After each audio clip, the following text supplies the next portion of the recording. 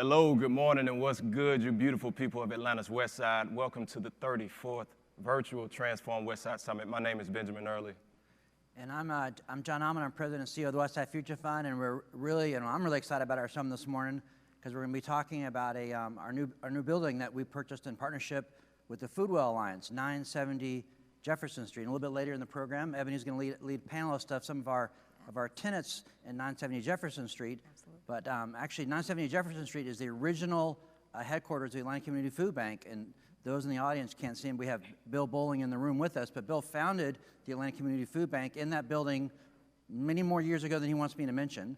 But over time, as the Atlanta Community Food Bank expanded and then exited that facility, thanks to cooperation from the Atlanta Community Bank, we were able to purchase it. And at the time, what was really exciting about purchasing it was the Westside Connector Trail had just been announced. And as we've seen in other parts of the city, as soon as that happens, real estate values tend to go up pretty quickly. And there was actually a housing developer that wanted to buy the building, but we were able to get it to preserve it, to be able to serve the community. And part of the vision for 970 is to serve as a community hub and serve the community. And so some of the not-for-profits serving the community will be with us this morning and also talk about some of the future plans for 970 as a business incubator and a hub for the West Side. Absolutely. But I know, Ebony, you're going to be talking more about that this morning. Yes, I am. Thank you, John. And my name is Ebony Ford, as John mentioned. Thank you again for being here this morning. So yes, the amazing tenants of 970 Jefferson are doing amazing things. We are very excited to hear from devotion speaker Carol Hunter, who is the Chief Administrative Officer of Truly Living Well.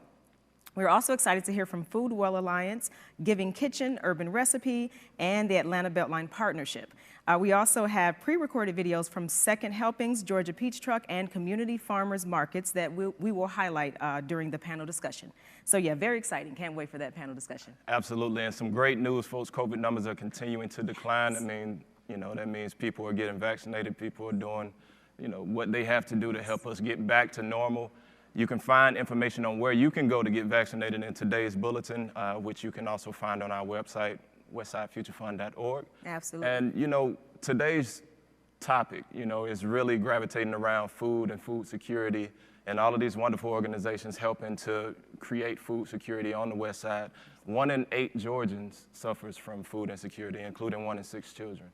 Wow. And so, when we talk about being able to collaborate with such wonderful organizations as these, it's really having an impact beyond just, this generation and the next generation, because if you really look at the data, having food insecurity plays a large role in healthcare. Yes. Having, a lower state of health plays a huge role in how your finances unroll. And it even plays a role in housing. The amount that your housing costs you per month, if your housing isn't affordable, that's less money that you can have to invest in food. That's less money that you can have to invest in healthcare. Absolutely. And thankfully, one of our, the trademark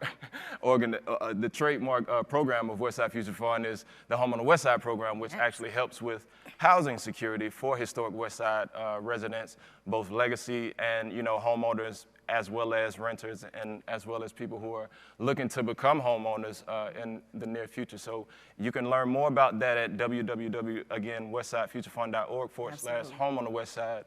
And with that being said, let's continue on with our program. And very good points, Benjamin. And that food deficit and food shortage is even worse, obviously, in neighborhoods like the West Side. So there's some good work being done here, very, very necessary. So yes, again, bring attention to our bulletin that we have for every summit. It is available on westsidefuturefund.org. Got your PDF copy there. We'd also like to show our mission slide and bring attention to that as well. I don't know how many of you are newly joining us this morning, but our mission is always to create an environment that Dr. King would be proud to call home. So that's the work that we're out doing every single day. Also, we want to call attention to our board of directors. We have a very dedicated staff here. And I always like to mention that this staff is all volunteer. They do not get paid for their work that they do here on the West Side, so we're very grateful for their leadership. Also, we have a dedicated team that works directly for the Westside Future Fund. Very, very thankful for them. A couple of them are actually here helping with the summit this morning, so very, very thankful for our teams. All right, and we are on Facebook, YouTube, Instagram, and Twitter. If you're on any of those platforms, go ahead and like and subscribe, follow our channels, and help us share this valuable information. Yes. It's only useful if people know that it exists, that it's out here, so help us spread the word. Go ahead, and share this information with everybody in your family, your friends, your social circles, and help us really advance the progress that's happening on the West Side to create equity and equality for our historic West Side residents. Absolutely. We also want you to do one more thing for us as well. We're giving away, actually not West Side Future Fund, but our partners Home Depot and Goodwill of North Georgia are giving away a gift card today. So please go to our website. Again, I can't call attention to it enough. westsidefuturefund.org. Go to the home page, click on Event Spotlight, and enter your information to be entered into the drawing, again, for the gift card for Home Depot Foundation and Goodwill of North Georgia. We're giving that away today. Do it by 8:15 so you can be entered. Thank you. And that being said, we are looking forward to this wonderful devotion by Ms. Carol Hunter Absolutely. at Truly Living Well. With that, coming up, we're going to now post up our devotional statement, which reads, "It becomes our tradition to begin our meetings with a positive inspirational message from a member in our community, recognizing that many in our community are driven by their spiritual faith to participate in the West Side revitalization effort. The time at the beginning of our meetings is an opportunity to share various inspirational reflections. While the speakers may articulate their personal faith, it is meant to be inclusive, inspiring, and meaningful with the story of Nehemiah as our guide." Enjoy.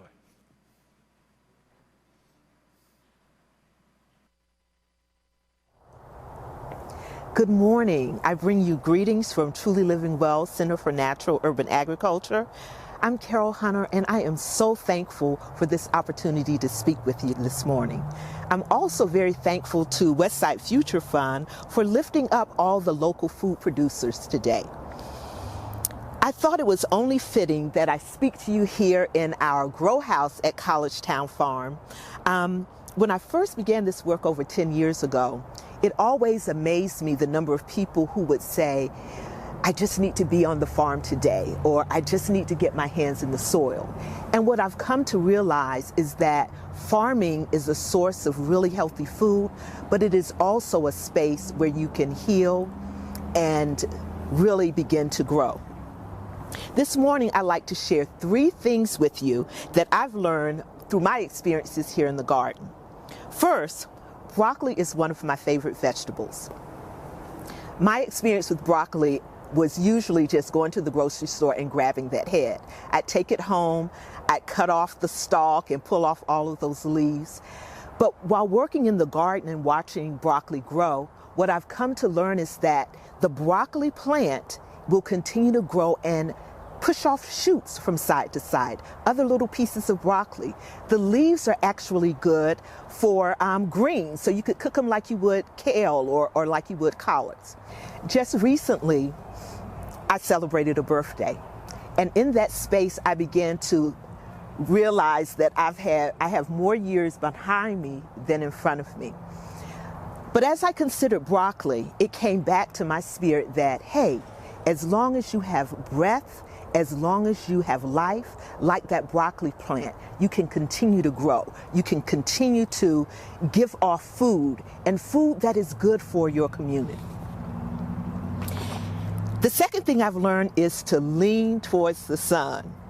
Those of you who have houseplants can probably relate to what I'm saying. Plants instinctively will lean towards the sun, whether it's a tree, a house plant, or food that's growing here in the garden. Plants are going to lean towards the sun. As humans, we have the ability to lean towards the son. The word tells us that Jesus came to give us life and to give us life more abundantly. So when we lean to the son as our source, like the plants, we can continue to grow. Lastly, I've learned that every plant has its season.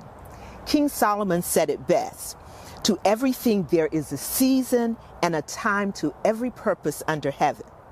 So what I see out here in the garden is that peppers and cucumbers and tomatoes only grow in the heat of the summer.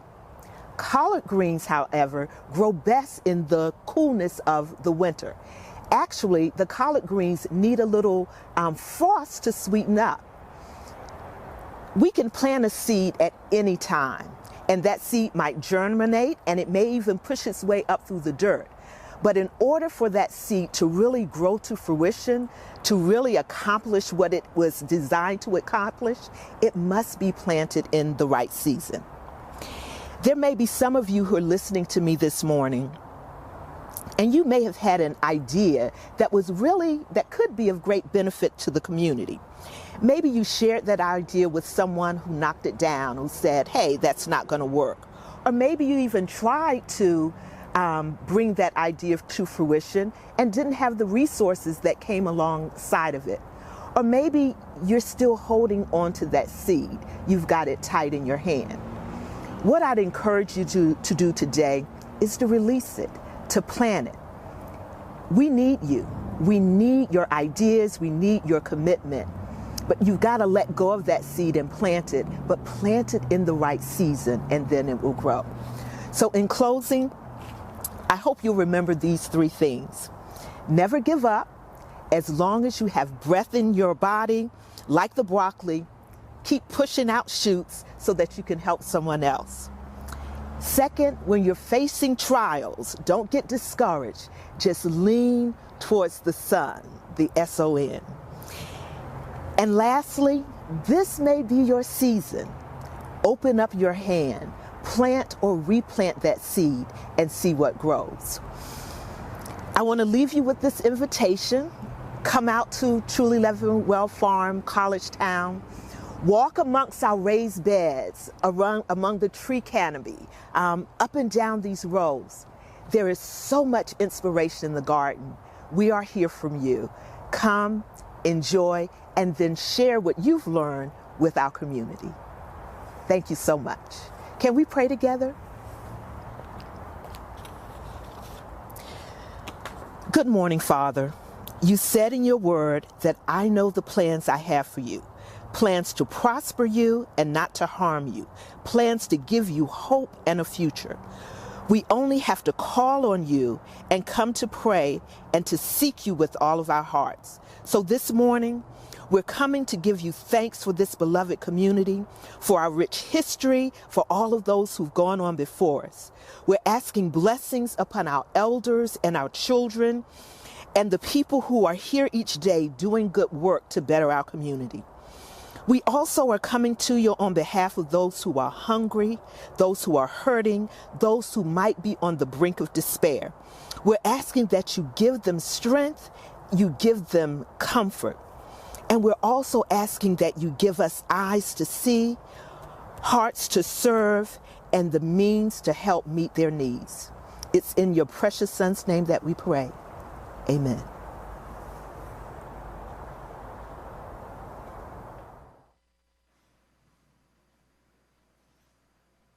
Wow, Ms. Carol Hunter, thank you so much for that wonderful devotion. John, what did you think? No, it was an amazing devotion. I love that she was at her greenhouse in the College Town Farm, and I appreciate her sharing her favorite vegetable. I was thinking when she said broccoli, what was mine, and I think it's Brussels sprouts. But I really appreciate her message about leaning into the sun. One thing is as we all have grounded in our faith and kind of leaning into our faith is such an important part of the human journey, and also love her metaphor about us all as seeds, and to really lean into how we can all contribute to making the Westside a better community. So thank you for that devotion, Carol. And I know typically following our devotion, if we were live at the gathering spot, we are live at the gathering spot, but if we were pre-COVID, we'd have a lot of folks here and start to do self-introductions, which we miss, which is all our seeds getting to know each other. Absolutely, and this would be the time when we would usually pass the mic around. Ordinarily, before the pandemic, we would pass the mic and let everybody have a chance at introducing themselves. So the virtual version of that is what we call the social check-in. So everybody that's watching right now, live stream via Facebook, YouTube, go ahead and drop a morning greeting. Happy Friday. It's a beautiful day. It's a little colder than what I would like outside, but it's November, so I'll take it. So y'all go ahead and drop a morning greeting. Just let us know that you're watching. Let us know that you're feeling good this Friday morning. We appreciate you, tuning in. Are you to read the names? Yeah, I got some folks already tuned in. Yeah, we got. Are they checking saying my shirt looks better than your shirt? No. They got to be checked. Ladies and gents, the president and CEO of Westside Future Fund. we got some folks tuning in right now. We got YouTube watchers. We got Miss Cynthia Wright Blossom Game. Thank you for tuning in. I see you every summit. Mr. Neil Shorthouse, thank you. Muriel Murphy, Waukesha Howe, Parent Avengers, go Parent Avengers. Avenge. Miss Kate Connor, thank you for tuning in. Caitlin Behringer, thank you for tuning in. Let's go over to Facebook so see who we got. Let's bring up the chat. Let's see, we got Miss Waukesha Howe, another Parent Avenger, Avenge. We got Roy Cogdale III, thank you for tuning in. Let's see, Miss Kathleen Calderoy Bryant, thank you. Patricia Lee, thank you. We got Mamie Moore, Mother Moore. Oh, all right, Mother Moore. Beloved Mother Moore, Westside staple and rock. Thank you for everything that you have continually done to give back to your community. It is people like you whose example we like to follow, and we hope to follow in your footsteps and live up to the legacy that you're leaving for historic Westside residents. Yeah, so thank you everyone for checking in. Absolutely. And I know now, speaking of checking, I think we're gonna bring back, Ebony, and I'm gonna exit. And Ebony, I know you're gonna now get ready to lead our discussion. Very exciting, thank you. Thank you, right. gentlemen, that was excellent. Okay, we're gonna jump into the panel and introduce our panelists today. So first of all, we have Mr. Chris Lemons. Mr. Lemons is the Programs and Outreach Director at Foodwell Alliance. Good morning, Mr. Lemons, appreciate you.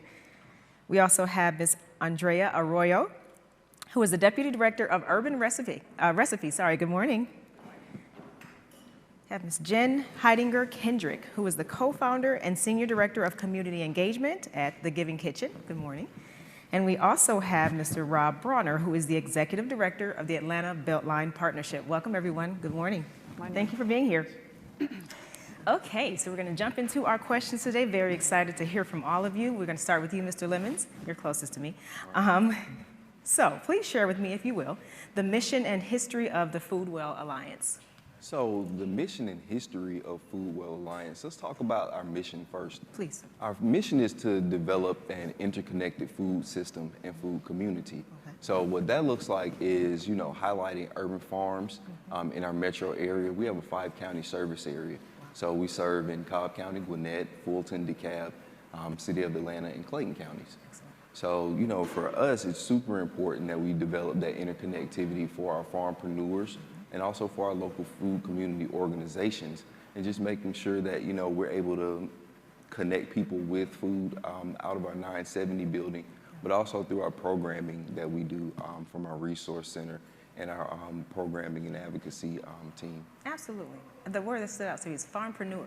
I've never heard that. I like that. Did you guys coin that? No, not at all. And then just to kind of tell you a little bit more about the history of the organization, back in 2015, Bill Bowling and Jim Kennedy from the Cox Corporation or Cox Foundation, they got together to found the Foodwell Alliance.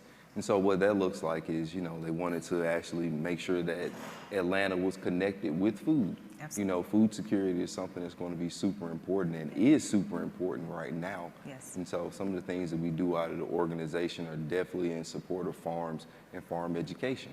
I like that. That's very, very important, especially right now, logistically, what's going on. It's just crazy. So we really definitely appreciate the work.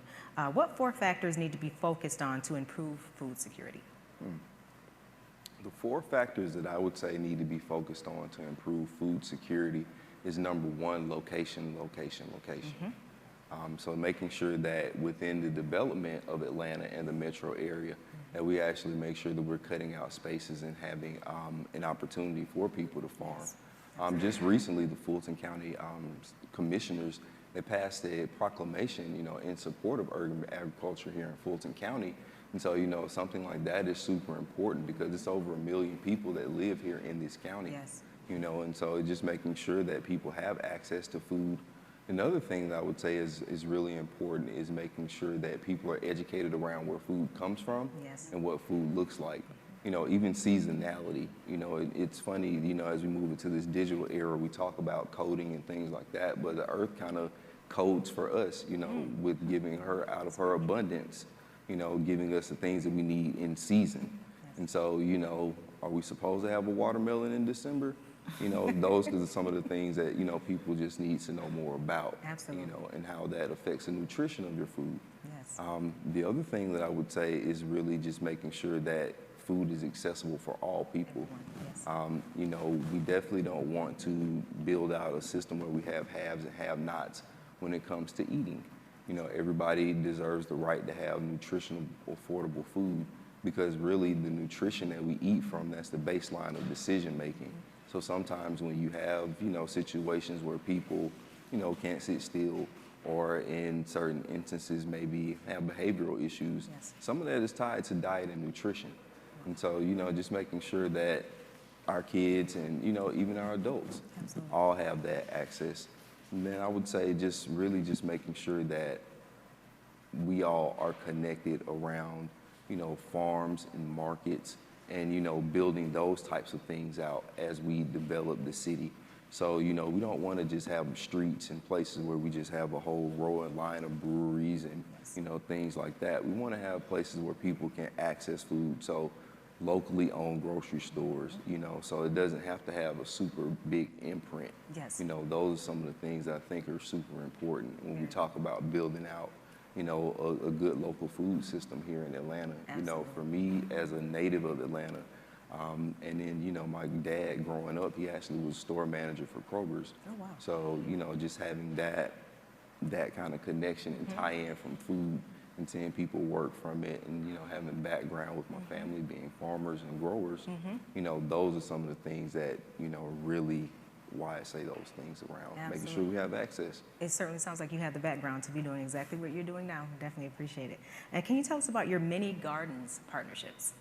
So I think when we talk about our mini gardens partnerships, those are some of the things that we do to support our community gardens here in Atlanta and our general service area. So right now we actually have a live application going for our community gardens here in Atlanta and in the metro area. So if you're a part of one of those, you know, we definitely encourage you to go to foodwellalliance.org and sign up. You know, today we're giving away compost. We're giving away, you know, cash. We also giving away, you know, resource and volunteer support. So, you know, reaching out to us and getting to know us as an organization, I think is a great opportunity that I think people will want to take advantage of. And again, if you consider our service area, you know, we really are having an impact around the metro area. Absolutely. It sounds like at foodwellalliance.org. Is that correct? Foodwellalliance.org. And also, we're going to toss to a video. It's about an organization, Second Helpings. So Second Helpings is a food rescue organization whose mission is to reduce hunger and food waste in the metro Atlanta area by rescuing healthy, nutritious, surplus food and distributing it to those in need. With a community of over 200 volunteers, Second Helpings serves as the link between our network of food donors and partner agencies who feed the hungry on a daily basis. The food that we rescue every day gets diverted from landfills and is used to feed those in need, making Atlanta a more environmentally responsible metropolitan area. So we're going to roll to that video, please. I'm Andrea Jaron. I'm the Executive Director of Second Helpings Atlanta. Our mission is to reduce hunger and food waste in Atlanta by rescuing fresh surplus food and delivering it to those in need. We do that by partnering with food donors around the metro Atlanta, like grocery stores, big box retailers, stadium venues, hospitals, corporate kitchens, restaurants, lots of different food donors. And we connect the food with partner agencies of ours who are also nonprofit organizations themselves. And the way that we transport the food from the food donor to the partner agency is through volunteers. We have an incredible army of volunteers who work with us to sign up for our food rescue routes so that we can move the food from the food donors to the partner agencies and get it to people who are food insecure. So when the pandemic began back in March of 2020, we saw a surge in need for more food to more partner agencies. And we really ramped up our operation. We've established relationships with more food donors so that we can rescue more surplus food. And we've increased the number of partner agencies that we have so that they can get food to their clients in a bigger way than we've ever done before. And what you're seeing today is actually a piece of that extended operation. This is a partnership with HelloFresh, the international meal kit company. They donate all of the ingredients for 2 meal kit recipes to us every Wednesday. They're fresh ingredients, they include a protein, there's a bag of fruit that goes with it. We gather our volunteers here and we assemble all of the meal kits so that they can be delivered to residents of the city of Atlanta later on today. We pack a total of 2,000 meal kits. There's 2 different recipes, so 1,000 of each recipe, and each kit has 4 servings of food in it. So essentially it's 8,000 meals that are gonna go out later on today and be on people's dinner tables tonight. It's an incredible partnership and we are very grateful to have it. We are thrilled to be in this space at 970 Jefferson Street. We have never had an office before. We've always been a virtual organization since our founding in 2004. So the fact that we have an office now is really exciting for us. Besides having an office upstairs with other nonprofit organizations, we have this incredible warehouse space where we can bring our volunteers to put these meal kits together and sort food and store food in cold storage. It's amazing to be here with the other organizations that are in this space so that we all can work together to meet our missions and to help make Atlanta a better place.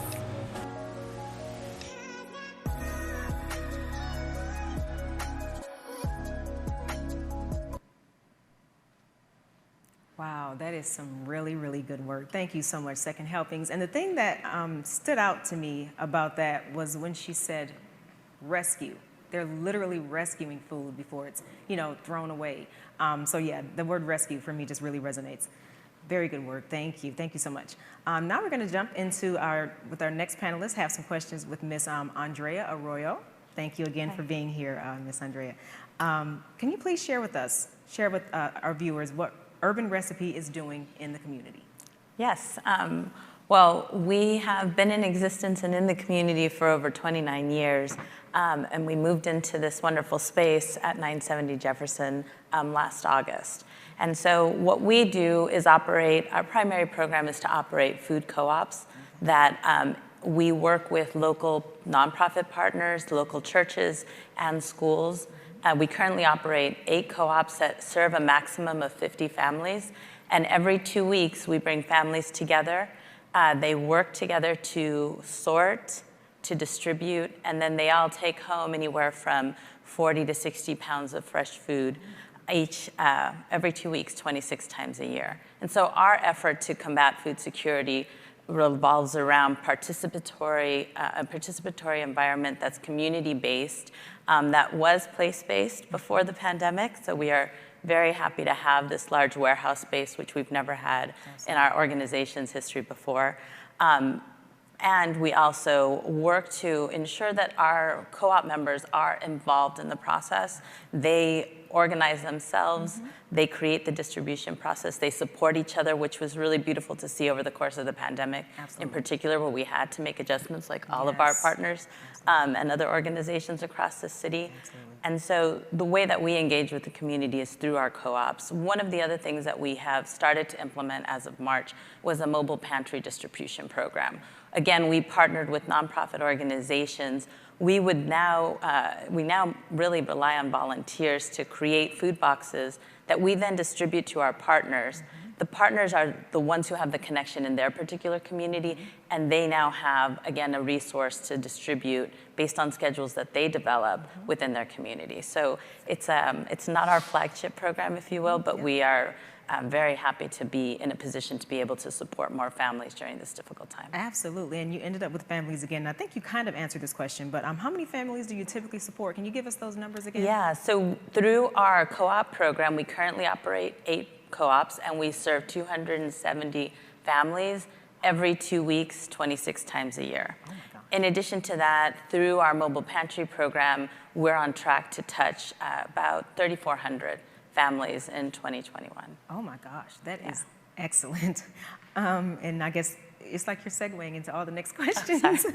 Any new initiatives that you'd like to share today that's coming on the horizon? Yeah, we are excited to continue to grow. And again, the space that we have, and again, want to thank Bill and John, to have access to this space and great partners like this. We are looking to grow our number of co-ops, and we have the space to do that now and feel really kind of secure in that. We are also working on designing a national training program. Our goal is to be able to offer training to others who'd like to implement our food co-op model, both regionally and nationally. And so it's just in the works, but stay tuned and check our website. It's like everyone's pivoting. We had to pivot, of course, in the last year and a half. Everyone has had to. So it's awesome to hear the different ideas and different ways that people have done that. And for certain, we've had a lot of our food trucks have definitely, this has like been their shiny moment, to be honest, at this point. And speaking of that, we have Georgia Peach Truck, a video. And Georgia Peach Truck is actually a farm-to-street project that delivers genuine Georgia produce to locations across the East Coast, connecting quality food surplus to the West Side. That is a big job. We'd like to go ahead and roll that Georgia Peach Truck video, please.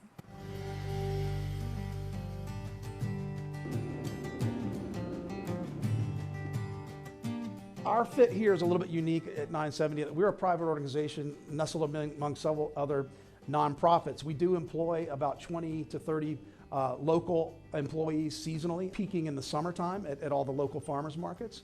But here specifically at 970, we are among several other food-related organizations, some of whom we actually knew prior to occupying 970, specifically Second Helpings. So being here in among these organizations, we can very conveniently donate and redirect surplus and food that might otherwise go to waste to be redirected here to the West Side and beyond. My name is Brandon Smith, and I'm president of Georgia Peach Truck. Georgia Peach Truck started at local farmers markets about 10 years ago when we realized sort of an unfulfilled connection between some of the larger peach farms in the region and the weekly farmers markets around Atlanta. Our core business here in Atlanta is connecting regional farms with weekly farmers markets. We started with peaches about 10 years ago, and once we got involved with peaches, the market started saying, hey, none of the apple farms are participating, can you connect us with apples?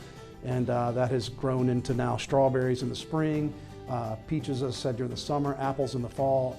Our organization really was a bootstrap operation in the beginning. Literally me and whatever itinerant buddy I could hustle up to run peaches back and forth from the farms to the farmers markets in the back of my pickup truck. Moving to 970 has really just professionalized our operation in a way that was inconceivable even 18 months ago. We have dry storage, we have covered workspace where we can load trucks out of the rain. It's safer, it's cleaner. It's just so much more efficient than the way we've operated elsewhere. In summary, 970 has presented us or availed us all sorts of operational efficiencies that we would not have been able to realize elsewhere, and it's closed a circle in a way where we can clean up some other inefficiencies, such as how to donate surplus food and grow the business, quite frankly, in a way that we might not have been able to elsewhere, which, in turn, as I say, completes the circle. We can employ more people and operate more efficiently here locally and do a better job of serving more people throughout Metro Atlanta.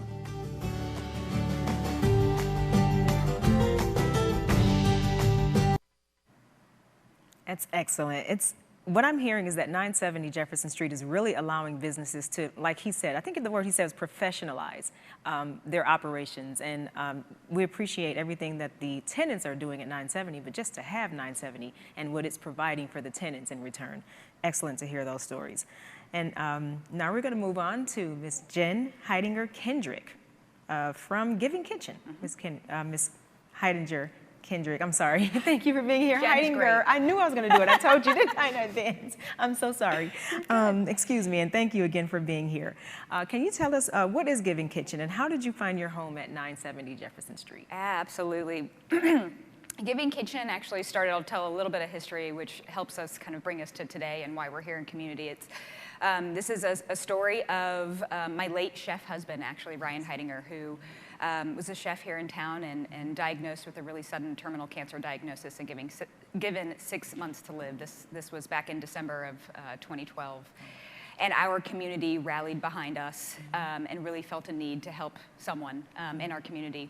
And that's really what in turn motivated and inspired the formation of Giving Kitchen. There was a benefit put on to help us in our year of, his final year. And what was supposed to raise, $20,000 ended up raising nearly $300,000 and just ignited this community. And what they did was really change our lives. And what formed was a nonprofit called Giving Kitchen. And what we do at our very core is very simply help food service workers in crisis. And we do that in two different ways. Through financial assistance, we help pay basic living expenses. We make sure the water is running, the lights are on, essentially there's food in the refrigerator of food service workers because we can step in and make sure that their rent and their mortgage and their basic living expenses are paid when they are hurt from an illness or an injury, the death of a family member or a housing disaster, a flood or a fire, anything that's affecting our food service workers here in the Southeast, in Georgia and Tennessee. When they're out of work, we're here to help and offer some stability. And another opportunity that we have to step in and step up for food service workers is through what we call our Stability Network program. I think that's what's really special actually about being a part of 970, part of this kind of collaborative opportunity that we have to all work together is to help offer stability to those who serve us every single day. So through our Stability Network program, we offer local, regional, and national resources, warm connections to resources in our community, legal services, social services, mental and physical health services, financial aid, of course, when they need it, but directly to the lives of food service workers. We love being a part of the 970 Jefferson building, so thank you to Bill and to John and just the entire family over there. What it has done for Giving Kitchen has been really remarkable. This agency started essentially in 2013 out of my home. Yeah. We first were around our dining room table with one individual, and we are now a group of nearly 20 individuals. I think we are, one of the bigger tenants at 970. And what we've done is essentially quadrupled the amount of workspace we have and doubled our workstations. And it's allowing us to do some really efficient work in a space that feels really collaborative and engaged. Absolutely. Oh wow, it's just 970. I have not been there yet. I gotta go. I gotta go. Yeah. Also, so do you have any success stories for any of your food workers? Oh, so many success stories. Yes. This is again an agency that was built on empathy and community and generosity and trust. And hardship and tragedy. I mean, my late husband is, at the core of this story. But what started as the fight for one, my late husband has really turned into the fight for thousands. And what that has turned into today, nearly almost 9 years later, is since our inception, Giving Kitchen has been able to help over 8,300 food service workers and their families. Nearly 50% of the families that we serve have at least one child at home. Yeah. And so this really goes far beyond that 8,300. This is the spouse. This is the sister. This is the aunt. This is a child who's passed, or a family member who's passed, or a food service worker supporting their roommate. I mean, this goes far beyond that 8,300. Absolutely. It's way more than that, it sounds like. Yeah, that's excellent. Thank you so much. And what do you have planned coming up to continue to provide support for food service workers? We are so excited about the growth of Giving Kitchen. It's truly remarkable to see how the ripple effect of community has really encouraged our growth. What started here in Metro Atlanta, serving restaurant, independent restaurant workers, has now blossomed into a category of anyone involved in food service. So the way that we define that is quite literally anyone who works in food service. If you work in catering, if you're in concessions, if you have a food truck, if you're a bartender, or distillery, taproom worker, of course, restaurants, quick service or otherwise, we are here to help. And the way that we want to do that and focus our energy as we continue to grow is, some people love talking about strategic plans. Not everybody does, but I'm one of those people who really does. Because it's necessary. Right, exactly. You have to have that journey and that forward-thinking kind of moment. And we were able to actually do that last year throughout the pandemic. Okay. The pandemic really gave us some honest structure to our mission. And what we were able to determine is a 5-year strategic standpoint that by 2026, we want to be able to help 16,500 food service workers annually. And that's a big step from where we are today. Last year alone, Giving Kitchen was able to help 2,500 individuals through our financial assistance program and our Stability Network resources. This year, we are on a similar trajectory. This year alone, we've already been able to help $1.2 million in financial assistance aid to those. And so again, over the next several years within our growth, being able to be a Southeastern regional agency and having a really powerful home here in Atlanta, protecting Atlanta's home base and having that opportunity to do it at 970 has meant a lot for us to again, continue that growth to help so many. I think you can do it. 16,500 by, you said 2026? We hope so. You're on the right path. Yeah. Yes, I definitely on the right path. Thank you. That's awesome. Thank you.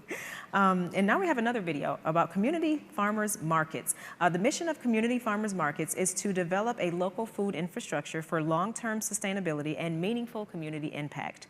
Their purpose is to root, grow, and preserve a diverse local food culture by maintaining an authentic space for all people to share community, fair food, and healthy lifestyles while providing sustainable living for producers who steward the earth. That video, please. We are living in a moment when we've never been more aware of how our daily decisions affect the health and long-term viability of our planet. There are daily calls to action to participate in lifestyles that are less wasteful, more conscientious, and more connected. Community Farmers Market provides easy solutions for you and your family to participate in building this infrastructure for our Atlanta neighbors. Through your support, CFM serves up healthy food and community connectedness 10 times a week and facilitates sustainable lifestyles for producers who steward the earth. Together, we are keeping over 50% more money spent on food in the local economy and reducing the transit of fresher, more nutritious produce by more than 1,000 miles. And we've been growing.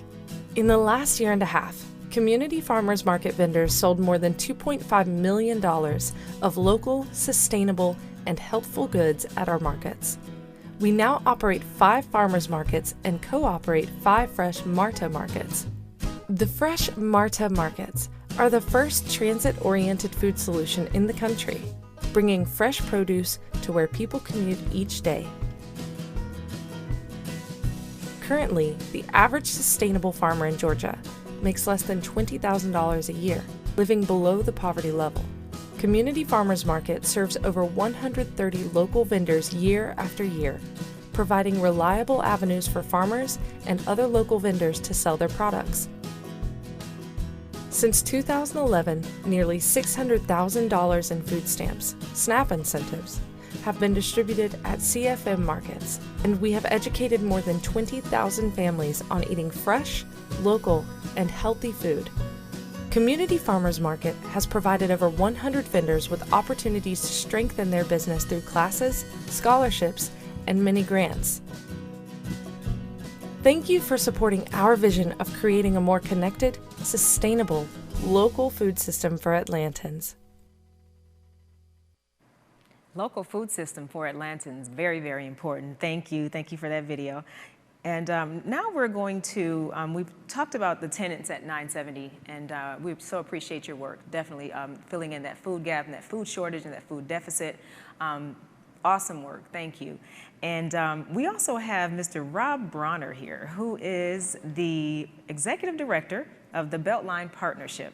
Mr. Rob Brawner, thank you for being here. How are you doing today? I'm doing very well, thank you.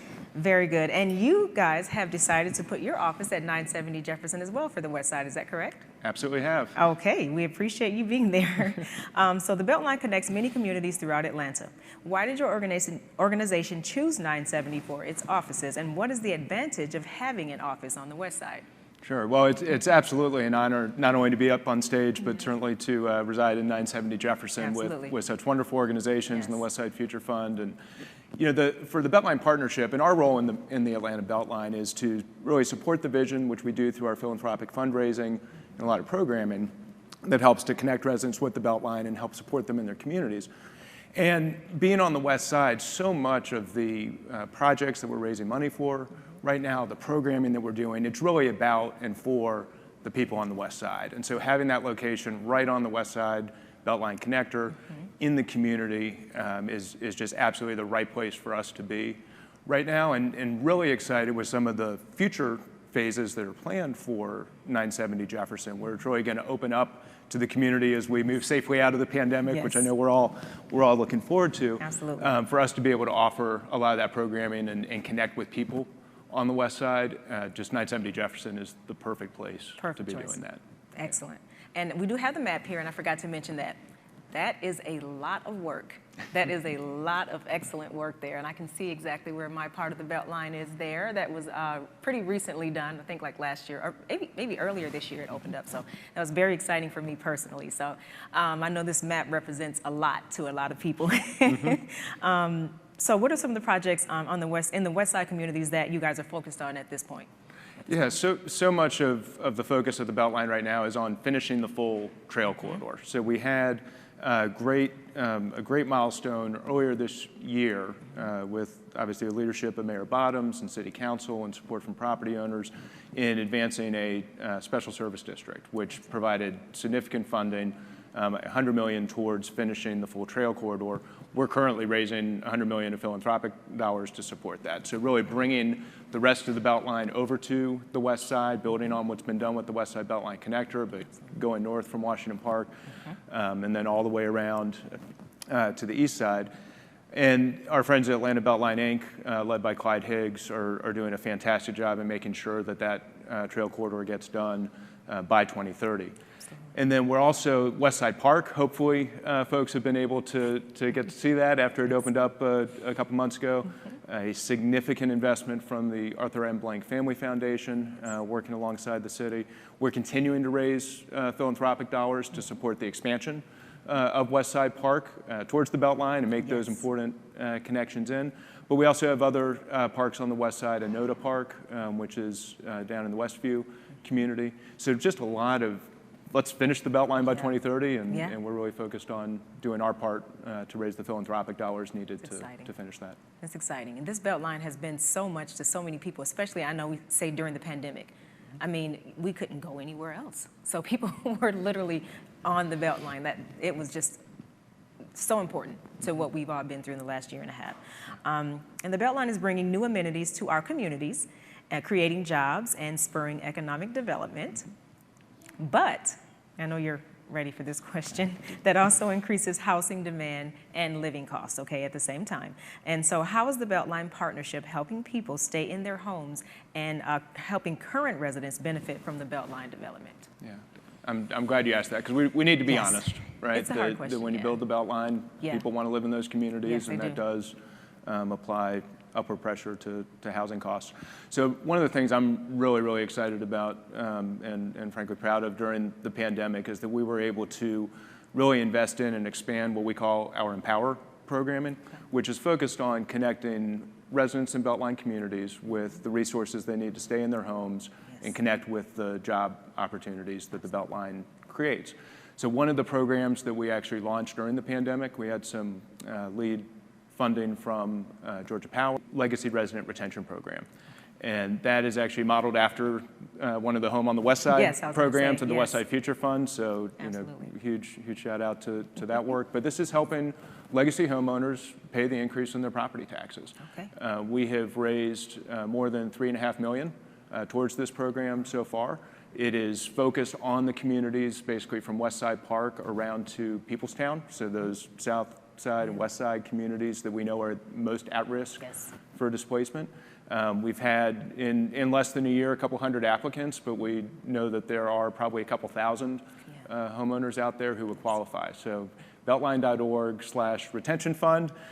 We really need help in getting the word out because we have the funding to help folks. So that's a big program. And then we also have, within our Empower programming, which we've been doing for a few years, our home empowerment workshops. And these are really focused on helping existing residents connect with great partners and resources to help them stay in their homes. So a few of the topics that we've been able to help folks with are, equity theft is a big issue. So that, as property values appreciate, there are investors and folks coming in who may offer what sounds like a lot of money for a home, but if you bought your home at $40,000 and somebody's offering $150,000, but it's really worth $250,000 or $300,000. Exactly. We want to make sure that homeowners know the value of their home. Absolutely. And don't get taken advantage of. Absolutely. And so Atlanta Legal Aid's been very helpful there. We've also helped people with appeal to their property taxes, making sure they're taking their homestead exemptions. We have a number of partners who have helped with home repair. And also on the rental side, working with Atlanta Volunteer Lawyers Foundation and other organizations, making sure that renters in BeltLine communities know what resources are out there, which was particularly important during COVID with CARES Act funding and such. Absolutely. And then I'd say the third big piece is connecting people with jobs. Yes. Right, so the BeltLine is a huge job generator. Yes. Right? Businesses you hear about every day who are locating, small businesses who are growing, but we need to make sure that folks have the skills that they need to get those jobs. And so creating that employment pipeline where residents can get connected to great providers like Strive Atlanta, SEFCA, Generation, many more, get the skills they need. And then we also have the ability, working with Atlanta BeltLine Inc., to bring the businesses around the BeltLine, connect them with the providers, so the job's actually there at the end of the training. And so we've got cohorts that have been going through programs with our partners to hopefully get, help people in BeltLine neighborhoods get the skills they need for those jobs. Absolutely. Well, it certainly sounds like you guys are doing your due diligence too. We're doing our best, but for neighborhood it's hard retention. work. So we appreciate that. And that website, again, you said beltline.org / retention fund Gotcha. for the Legacy Resident Retention Absolutely. Program. Beltline.org / retention fund. Yep. Okay, keep that in mind. That's how you can, Beltline is helping people stay in their homes as the property values rise in their neighborhoods. Thank you. And another thing you said was, is it equity theft? Yeah, equity theft. I am personally getting so many, I get like 3 or 4 calls every single day. My family in Michigan are getting calls with people trying to buy my house. And like you say, you may have bought your house for $40,000 or $50,000, and maybe you're not that financially well off. Somebody calls you and they want to give you $150,000, and you can't even afford your taxes, so you think you're going to have to part with your house soon anyway. $150,000 sounds excellent, doesn't it? So that is very, very important. I've never really heard it referred to in that way, equity theft. So yeah, definitely appreciate seeing it, hearing it from that side. Thank you very much for that, Mr. Brawner. Thank you. And we do have a couple of just additional questions. If we all could maybe just talk about each organization and tell me what exactly inspired each of you to do the work that you're currently doing. Let's start with you again, Mr. Lemons. Is that okay? Sure, no problem. I think for me, I've been with the organization since May. So I think for me as a farmer and somebody that is, I guess, a community leader in Atlanta, there was an opportunity to work with an organization that had some mutually aligned goals. So, for me, when we talk about building food security or advocating, for, I guess, our food system or farmers here in Atlanta, that's something that's really important to me. And there was an opportunity to, I guess, meld those skills with some of the opportunities that Food Well Alliance was providing. Absolutely. Absolutely. Andrea, what inspired you? Yeah, so I joined the organization in August of 2020, so right at the height of the pandemic.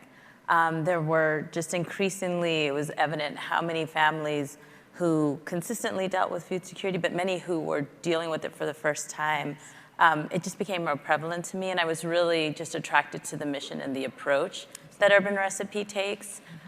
We definitely believe that there is a place for pantries. There are places for people to go for emergency assistance, but for families who are looking for a reliable, sustainable way to get involved and participate in their own kind of food security, I was really just drawn to that approach that they took, and that's what led me to the organization. Inspired you. Absolutely. Yeah. Thank you. Jen, what inspired you? Yeah, for me, it was, something that was not necessarily on my personal horizon. But I do believe when my late husband passed away that he kind of shared a responsibility, so to speak, that I chose to take on.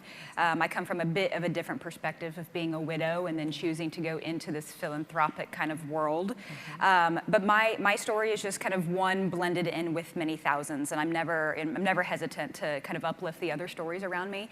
What inspires me every day is I get to share a personally driven story, but it is one of hope that I use as inspiration for me every single day, especially being a full-time staff member. And it's the other 20 stories of my teammates and why they choose to do this really dedicated work. that inspires me every single day. So, you know, of course it's about helping our community.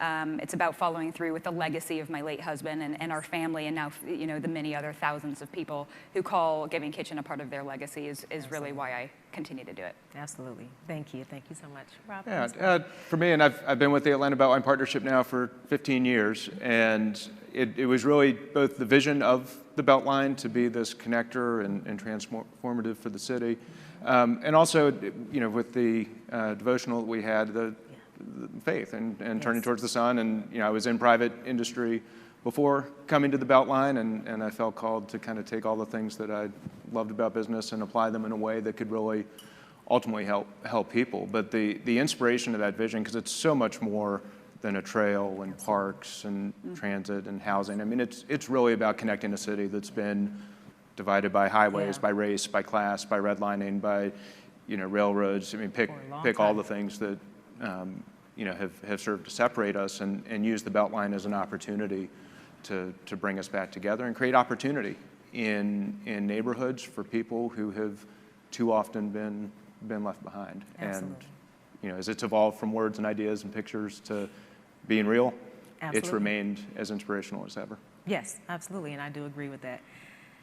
Everyone, this is the excellence that are the tenants at 970 Jefferson Street, and we appreciate you all being here this morning and sharing your stories and your inspiration and what the future holds for your organizations. Thank you so much. We are going to bring John and Mr. Benjamin back on the stage, I believe. Thank you so much. Thank you. Thank you.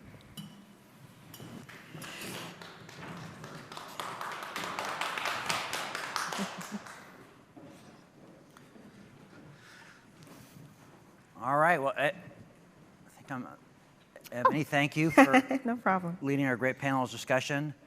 And I was really, you know, watching the panels, what I really appreciate is how all the different organizations, you know, serving the whole city, but with a special focus on the west side. Right. And some of the things we've learned from some of the redevelopment efforts on the east side.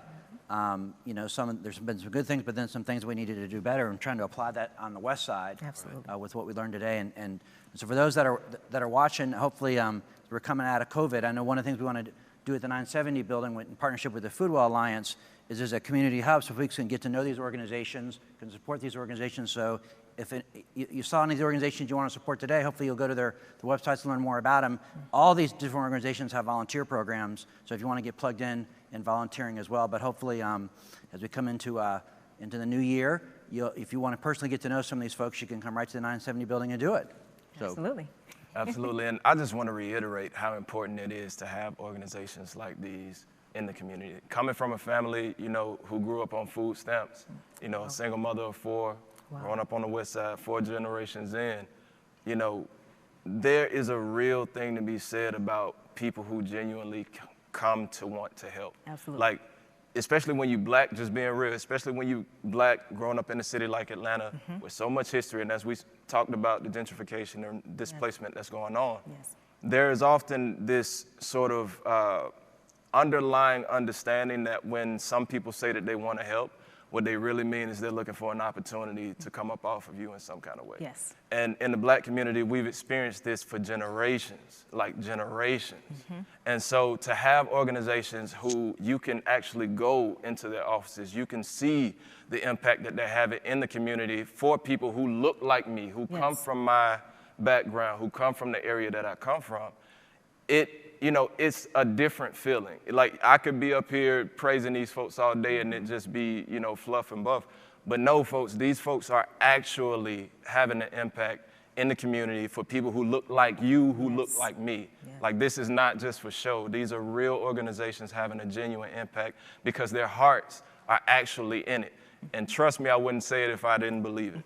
Their hearts are actually in it. So, I mean, I encourage everybody, when you get a chance, go to 970, take a tour of the building, get to know these organizations, get to know the BeltLine, get to know Urban Recipe, Giving Kitchen, Foodwell Alliance. These people are having a true impact as far as creating equity, not just for us, but for future generations of historic Westside residents. And the only way that we can get Atlanta to live up to its true potential, you know, in the Black community, we call Atlanta Wakanda, right? Yes, you know, yes, right? we do. But the only way that we can get Atlanta to live up to its true potential It's to actually invest in the people who have made it the place that is drawing so much attention and so much investment.